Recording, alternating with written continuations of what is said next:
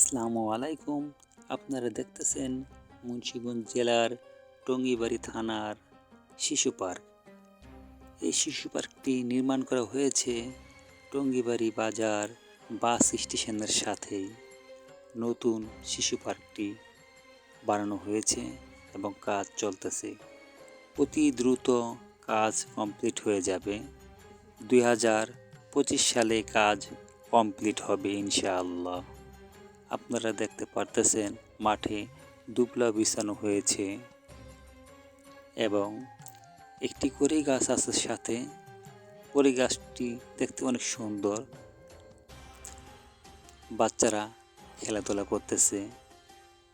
সাইডে সুন্দর সুন্দর ফুল গাছও লাগানো হয়েছে।